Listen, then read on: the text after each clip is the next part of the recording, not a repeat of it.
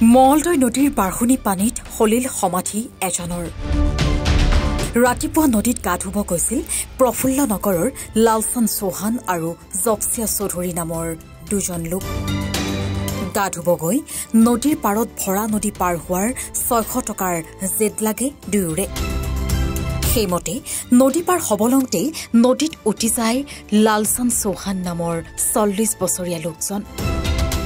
ঘটনাস্থলীত এছডিআৰএফ উপস্থিত হৈ আৰম্ভ কৰে উদ্ধাৰ অভিযান প্ৰায় 2 ঘণ্টা জোৰা অভিযানৰ অন্তত উদ্ধাৰ কৰিবলৈ সক্ষম হয় লোকজনৰ মৃতদেহটো ঘটনাটো মই আহিছিলোঁ 8:30 বজাত ইয়ালৈকে বজাৰ কৰিম বুলি আহি থাকোঁতে গম পালোঁ যে বহুত মানুহ আহি পেলাই গম পালোঁ যে দুজন মানুহ আমাৰ লোকেল ইয়াৰে এজন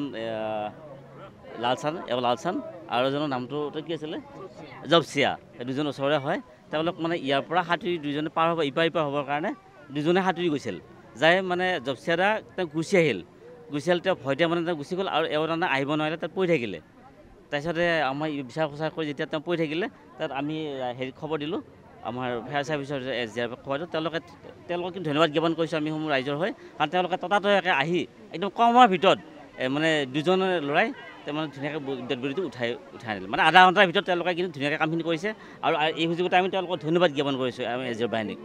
নদী আমাৰ মঙলদৈ নদী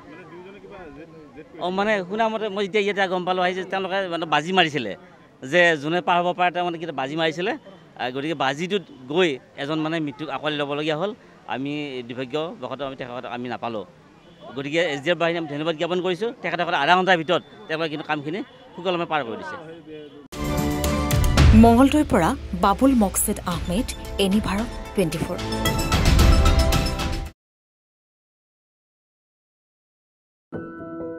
এনি ভাৰত 24ৰ প্ৰথম প্ৰয়াস জুবিন গাৰ্গৰ গীতৰ প্ৰতিযোগিতা জুবিনৰ গানে কি আনে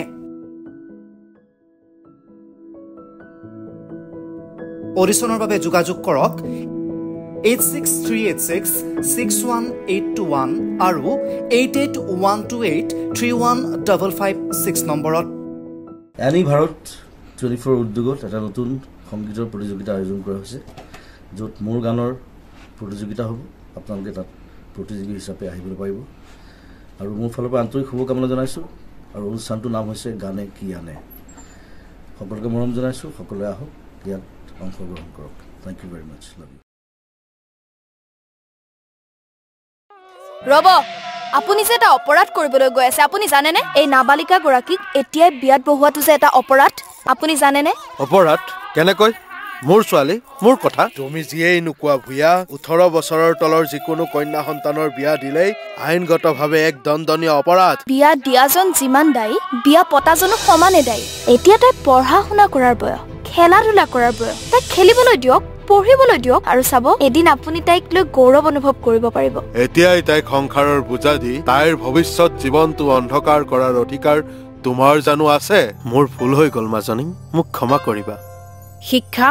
ল'ৰা ছোৱালী উভয়ৰে প্ৰাপ্য আৰু অধিকাৰ আপোনাৰ কন্যা সন্তানক তাইৰ এই প্ৰাপ্যৰ পৰা বঞ্চিত নকৰাব বাল্য বিবাহ ভাৰতীয় আইনৰ দ্বাৰা বিহিত এক দণ্ডনীয় অপৰাধ এনে অপৰাধ কৰি আপোনাৰ কন্যা সন্তানৰ ভৱিষ্যত অন্ধকাৰৰ মাজলৈ ঠেলি নিদিব